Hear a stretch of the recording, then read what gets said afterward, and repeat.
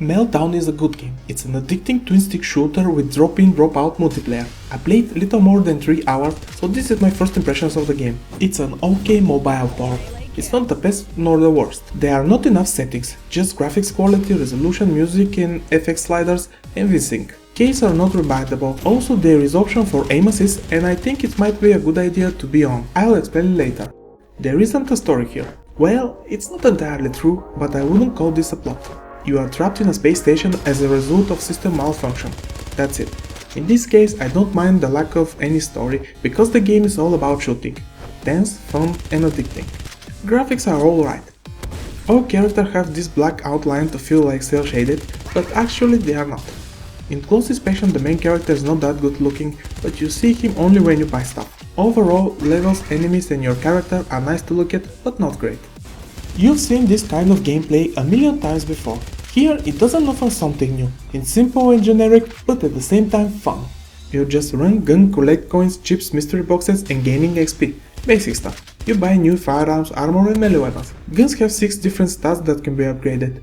They are all standard, more damage, increased fire rate, etc. But beside money for them you need chips. The catch is you can't upgrade the 6 of them, only 3, so choose wisely, or if you want to make correction, reset them, but I'm not sure if you will get back your money and chips. The 2 of them are gathered from dead enemies, and armors can be upgraded too. You can also pick up 2 power-ups, double damage and nuke. The coolest feature here is drop-in drop-out multiplayer. You start alone, but at any time others can join you, up to 3 people. It's definitely more fun, a little bit more easy to have someone by your side to watch your back, literally. You can do the same thing, join someone else to play together. At the end of each level you will open the mystery boxes that you collected. From them you can get XP, chips, coins, lives or nothing. Yes, here you have lives.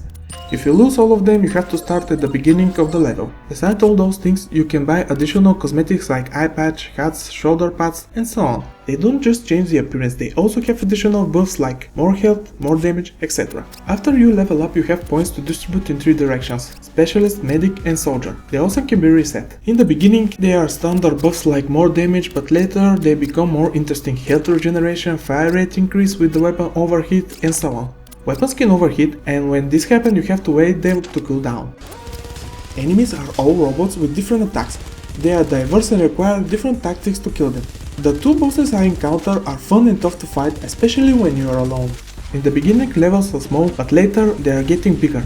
All have similar design: bridges, sandbags, boxes, cars, forklifts, small walls to take cover and so on. Here there is a cover system, but I rarely use it. The first 10 levels have different design than later ones, so you have a little bit diversity. Sometimes you get locked in an area and to get out you have to kill everything to progress. There is one but.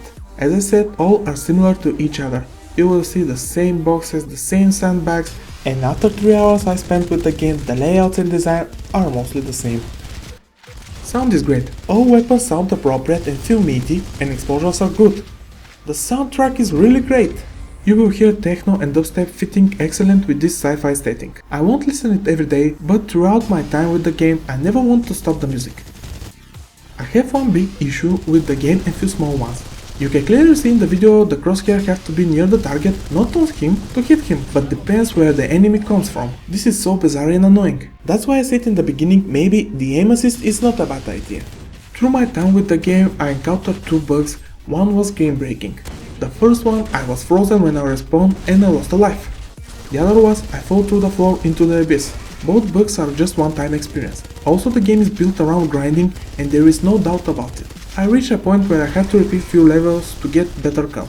And lastly, almost all menus have to be dragged with the mouse to move them and it's annoying. Obvious mobile port.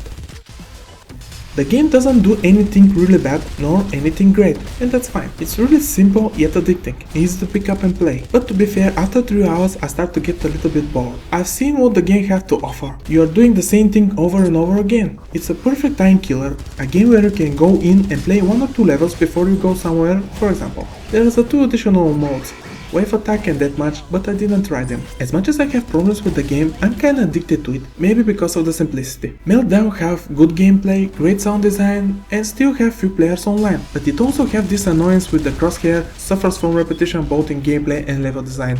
I recommend it, but on sale.